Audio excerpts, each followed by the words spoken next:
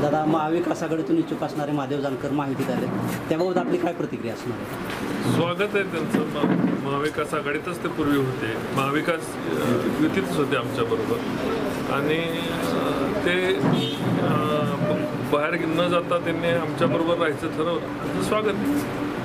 आणि जानकरांचं जरी आव्हान कमी झालं असेल तर मोहिते पाटील असतील, तसेच रामराजे निंबाळकर असतील, तसेच शिवाजीराव सावंत यांनी देखील थोडीशी आपल्याबाबत नाराजी व्यक्त केली.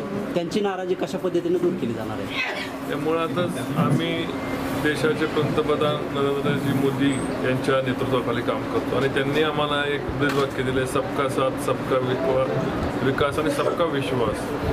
सगळ्यांशी चर्चा करून सगळ्यांना बरोबर घेऊन पुढे चालायचं आम्ही ठरवलं. ज्या काही इकडे तिकडे नाराजी असतील त्या पक्ष पातळीवर आमच्या पातळीवर आम्ही काढू.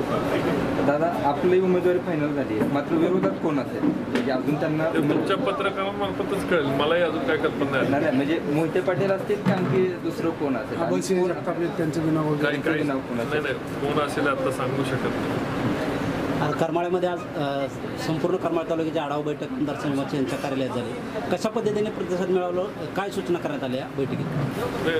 आदरणीय आमदार संजय मामा यांच्या सर्व कार्यकर्त्यांशी भेटून निवडणुकीची रणनीती ठरवण्याचं काम या ठिकाणी झालं आणि कशा पद्धतीने पोलिंग बूथपर्यंत काम करावं याच्या सूचना आदरणीय आमदार साहेबांनी या ठिकाणी दिलेल्या आहेत आणि मी उपस्थित राहून सगळ्यांच्या मामांच्या सर्व कार्यकर्त्यांची ओळख करून देणं आणि त्यांना भविष्यातील सहकार्याचे आशीर्वाद देणं याच्यासाठी आज ही बैठक होती. आता ही स्वतंत्र काल बाग गटाची झाली, याच्या आधी जगताप गटाची झाली, आज शिंदे गटाची झाली, सगळ्यांची एकत्रित बैठक कधी? महायुतीची बैठक होईल ना, लवकरच बैठक होईल.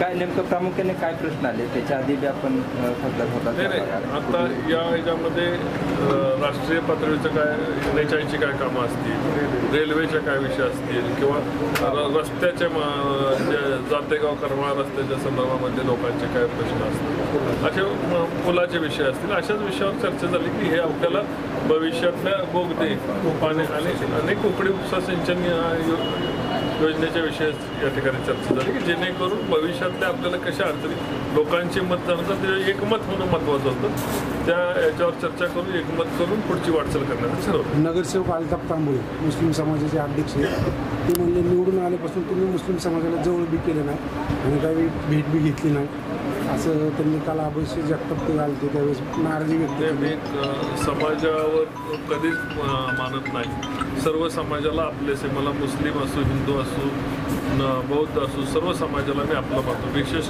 करून कुठल्या समाजाच्यासाठी कधीच वेगळी भावना त्यांचा गैरसमज झाला असेल तर दूर करू. रामराजे निंबाळकरांनी त्यांचा जो मेळावा झाला त्याच्यात असं सांगितलं की उमेदवारी पहिल्या यादीत नाव आलं, मात्र तरीसुद्धा त्यांनी अजून आम्हाला विचारलं बी नाही. नेमकं आता परत काय विचारलं जाणार की नाही? रामराजे निंबाळकर साहेबांनी आम्ही आमदार जयकुमार पोलीस आम्ही भेटलो, चर्चा झाली, फोन झाले, सर्व गोष्टी झालेल्या आहेत आणि योग्य वेळी माननीय अजितदादा त्यांच्याशी चर्चा करून योग्य तो निर्णय घेतील अशी आम्हाला खात्री आहे.